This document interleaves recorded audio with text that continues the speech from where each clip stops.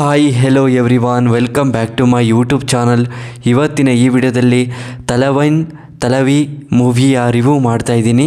ಈ ಮೂವಿಯ ಸ್ಟೋರಿ ಏನು, ಬಜೆಟ್ ಏನು, ಕಲೆಕ್ಷನ್ ಏನು, ಯಾವ ಯಾವ ಭಾಷೆಯಲ್ಲಿ ಬಿಡುಗಡೆಯಾಗಿದೆ, ಯಾರ್ಯಾರು ನಟ ನಟಿಯರು ಇದ್ದಾರೆ, ಹಾಗೆಯೇ ಈ ಮೂವಿಯ ಹಲವಾರು ಮಾಹಿತಿಗಳನ್ನು ಈ ವಿಡಿಯೋದಲ್ಲಿ ತಿಳ್ಕೊಬರೋಣ. ಅದಕ್ಕೂ ಮುಂಚೆ ನಮ್ಮ ಚಾನಲ್ಗೆ ಸಬ್ಸ್ಕ್ರೈಬ್ ಆಗಿಲ್ಲ ಅಂದರೆ ಸಬ್ಸ್ಕ್ರೈಬ್ ಮಾಡಿಕೊಂಡು ಕೆಳಗಡೆ ಕಾಣ್ತಿರೋ ಬೆಲ್ಲೈಕನ್ನ ಕ್ಲಿಕ್ ಮಾಡಿಕೊಳ್ಳಿ. ಬನ್ನಿ ಗಾಯ್ಸ್, ಇವತ್ತಿನ ವಿಡಿಯೋವನ್ನು ಶುರು ಮಾಡೋಣ. ಮೊದಲು ಈ ಮೂವಿಯ ಮೇನ್ ಲ್ಯಾಂಗ್ವೇಜ್ ಬಂದು ತಮಿಳ್ ಆಗಿದೆ, ತೆಲುಗಿನಲ್ಲಿ ಡಬ್ ಆಗಿದೆ, ಹಿಂದಿಯಲ್ಲಿ ಡಬ್ ಆಗಿದೆ ಅಂತ ಹೇಳಬಹುದು. ಹಾಗೆಯೇ ಈ ಮೂವಿಯ ಎಲ್ಲಿ ಯಾರ್ಯಾರು ನಟ ನಟಿಯರು ಇದ್ದಾರೆ ಅನ್ನೋದನ್ನು ನೋಡೋದಾದರೆ ಮೊದಲು ವಿಜಯ್ ಸೇತುಪತಿ, ಯೋಗಿ ಬಾಬು, ನಿತ್ಯ ಮೆನನ್, ಇನ್ನೂ ಹಲವಾರು ಆ್ಯಕ್ಟರ್ಸ್ಗಳು ಈ ಮೂವಿಯಲ್ಲಿ ನಟನೆ ಮಾಡಿದ್ದಾರೆ ಅಂತ ಹೇಳಬಹುದು. ಹಾಗೆಯೇ ಈ ಮೂವಿಯ ಬಿಡುಗಡೆಯಾಗಿದ್ದ ದಿನಾಂಕ ಜುಲೈ 25, 2025ರಲ್ಲಿ ಬಿಡುಗಡೆಯಾಗಿರುವಂಥ ಸಿನಿಮಾ ಆಗಿದೆ ಅಂತ ಹೇಳಬಹುದು. ಬಾಕ್ಸ್ ಆಫೀಸ್ ಕಲೆಕ್ಷನ್ ನೋಡಿದ್ರೆ 110 ಕೋಟಿ, ಬಜೆಟ್ ನೋಡಿದ್ರೆ 25 ಕೋಟಿ ಬಜೆಟನ್ನು ಹಾಕಿದ್ದಾರೆ ಅಂತ ಹೇಳಬಹುದು.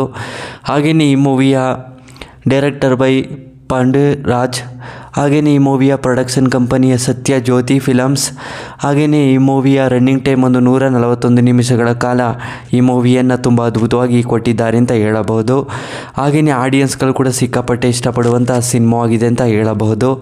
ಹಾಗೆಯೇ ಈ ಮೂವಿಗೆ ಹಲವಾರು ಕಡೆಯಿಂದ ರೆಸ್ಪಾನ್ಸ್ ಸಿಕ್ಕಿರುವಂಥ ಸಿನಿಮಾ ಆಗಿದೆ. ತಮಿಳಲ್ಲಿ ವಿಜಯ್ ಸೇತುಪತಿ ಫ್ಯಾನ್ಸ್ಗಳಾಗಿರೋದು ಅವರು ಫ್ಯಾಮಿಲಿ ಎಂಟರ್ಟೈನ್ಮೆಂಟ್ ಸಿನಿಮಾ ಅಂತ ತುಂಬ ಇಷ್ಟಪಡ್ತಾರೆ ಅಂತಲೇ ಹೇಳಬಹುದು. ಆಲ್ ಟೈಮ್ ಸರ್ಚಿಂಗ್ ಇರುತ್ತೆ ಈ ಮೂವಿ ಅಂತೂ. ಹಾಗೆಯೇ ಸಾಂಗ್ ಕೂಡ ಟ್ರೆಂಡಿಂಗ್ ಆಗಿದೆ ಅಂತ ಹೇಳಬಹುದು. ಹಾಗೆಯೇ ಟ್ರೆಂಡಿಂಗ್ ಸಾಂಗನ್ನು ತುಂಬ ರೀಲ್ಸ್ಗಳನ್ನು ಕೂಡ ಮಾಡಿದ್ದಾರೆ, ತುಂಬ ಎಂಜಾಯ್ಮೆಂಟನ್ನು ಕೂಡ ಆಡಿಯನ್ಸ್ಗಳು ಪಟ್ಟಿದ್ದಾರೆ ಅಂತ ಹೇಳಬಹುದು. ಹಾಗೆಯೇ ಈ ಮೂವಿಗೆ ಹಲವಾರು ಕಡೆಯಿಂದ ತುಂಬ ರೆಸ್ಪಾನ್ಸ್ ಸಿಕ್ಕಿರುವಂಥ ಸಿನಿಮಾ ಆಗಿದೆ. ನಿತ್ಯ ಮೆನನ್ ಅವರು ಹೀರೋಯಿನ್ ಕ್ಯಾರೆಕ್ಟರ್ನ ಪ್ಲೇ ಮಾಡಿದ್ದು ತುಂಬ ಅದ್ಭುತವಾಗಿ ನಟನೆ ಮಾಡಿದ್ದಾರೆ. ಹಾಗೆಯೇ ಈ ಮೂವಿಯ ಒಂದನೇ ಸ್ಟೋರಿ ಹೇಳೋದ್ರೆ, ಸುರೇಶ್ ಅನ್ನೋ ವ್ಯಕ್ತಿ ಇರ್ತಾರೆ. ಸುರೇಶ್ಗೆ ಅವರಿಗೆ ತಂದೆ ತಾಯಿ ಇರ್ತಾರೆ. ಸುರೇಶು ಒಂದು ಹೋಟ್ಲಲ್ಲಿ ಕೆಲಸವನ್ನು ಮಾಡ್ಕೊಂಡಿರ್ತಾರೆ.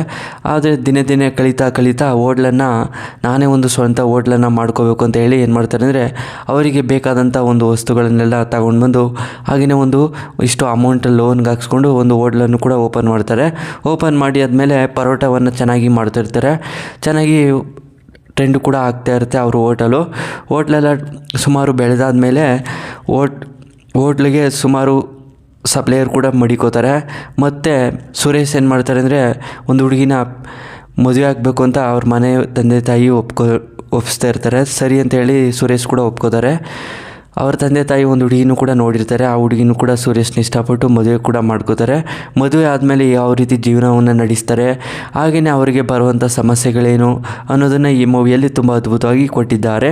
ಮತ್ತು ಅವರು ಮದುವೆ ಆದಮೇಲೆ ಅವರಿಗೆ ಮಗು ಕೂಡ ಆಗುತ್ತೆ. ಅಲ್ಲಿಂದ ಸ್ಟಾರ್ಟ್ ಆಗುತ್ತೆ ಅವರಿಬ್ಬರ ಮೇಲೆ ಜಗಳ ಆಗಿ ಏನಾಗುತ್ತೆ ಅಂದರೆ, ಅವರಿಬ್ಬರು ಕೂಡ ಡಿವೋರ್ಸ್ ಕೊಡೋಕ್ಕೆ ಸಿದ್ಧವಾಗಿರ್ತಾರೆ. ಆದರೆ ಅವ್ರ ತಂದೆ ತಾಯಿ ಒಪ್ಕೊಂಡಿರೋ ಕಾರಣದಿಂದ ಬೇರೆ ಆಗಿಬಿಟ್ಟಿರ್ತಾರೆ.